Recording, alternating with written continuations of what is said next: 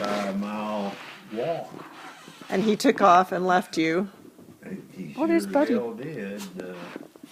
And I'd almost get in front of him, but he knew where I was all the time, and he'd speed up and be ahead of me again. He took, so And, how, and it was a 25-mile walk to get to him.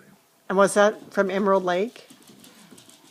Yeah, right there in Emerald Lake. That's right. And Utah took off on you. We're telling horse stories. Good. And remembering. All right. But I just remember, and didn't you catch up to him? When did you catch up to him? At the gate. At the very The bottom. very bottom. What a brat. Well,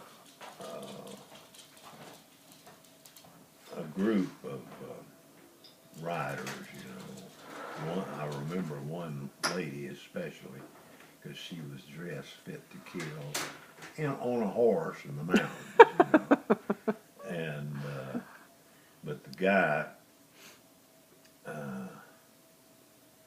said, "What are you doing on foot up here?" And I said, "Hell, my horse got loose." And I said, "I've gotten somewhat close to him, within half a mile once or twice, where I could see him way below. But I said, if you come on him, how about?" I said, "He's got a halter on, dragging it, and would you tie him up near the trail, off the trail, but where I'd see him, Yeah. in case I finally catch up to him?" And he was at the bottom. And They the had, only thing that stopped him was the gate was there, and so he just stood around, and the guy tied him up to a tree. what did you do? Like, did you turn around and ride him back up? No way. I was worn out from 25 miles, roughly 25. Yeah. That's not an easy trail, as I remember. No, it's a very rough trail, and let's see, I just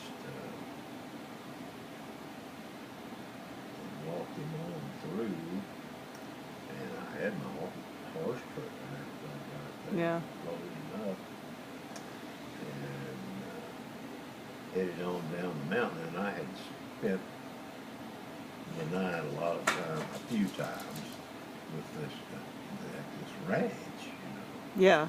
And hell, I was tired, and so Was it, and I had a camp, but it was 25 miles up there.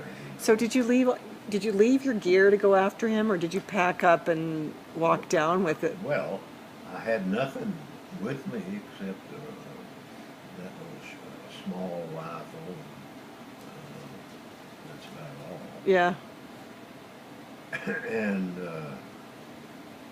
I talked to those guys that were taking people in on packed trips, and my camp was up there, Yeah. and I had made note. And at this particular spot, hardly any of the people that go up in the high mountains go up this particular spot. Yeah. And so it's not likely, I figured, that anybody would stumble over the camp. Yeah. Told them where it was and asked them if they mind picking them up, bring it back, bring my stuff down, and they did. Oh, wow. And Was that like a lot? So that, I'm trying to figure out, so that was the Winnemoosh Trail that we went up? Is that where that happened, or was that somewhere else?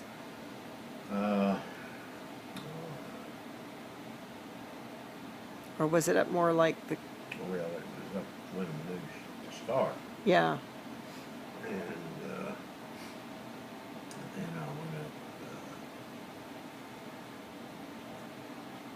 to Emerald, the Emerald Lakes, plural. Yeah.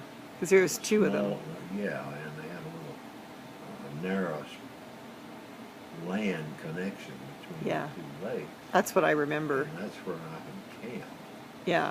and that's where they got my stuff. And they- like that. So you just waited till your next trip up to Colorado and got it? That's right. Yeah. And It's a wonder you didn't shoot. I've forgotten the name of the lady. She was a good friend of mine that owned the cafe there. Oh, was that Virginia's? Yes. Yes, in Yes. Vicita there. That's right. Yeah. Oh my. They're down in Vicita. And she contacted me as soon as she got word that they were bringing my stuff out.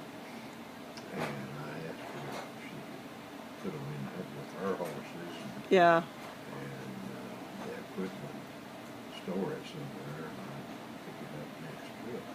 And I waited about a week or 10 days and went back. Went back up. That Utah though, running off on you. Huh. It's a wonder you didn't shoot him on the spot. Well, it was kind of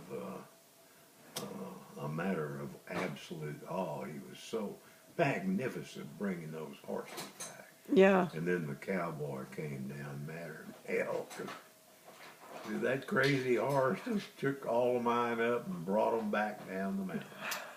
So I wonder how much further he was up. It was not far. Yeah.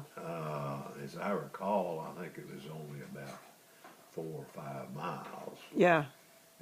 But he had to walk down to get them. He just had enough stallion in him, I guess, Utah, to go and round up those other horses. Wow. He figured he was the king horse. And he was. God, he was a big son of a gun. Yeah. I remember him. And especially in those days, his glory days, would snort and Yeah. bow his neck. And isn't that kind of what he did before he took off? You just, That's right. He just kind of looked in my direction and just bowed his neck and said, "Get lost." And off he went.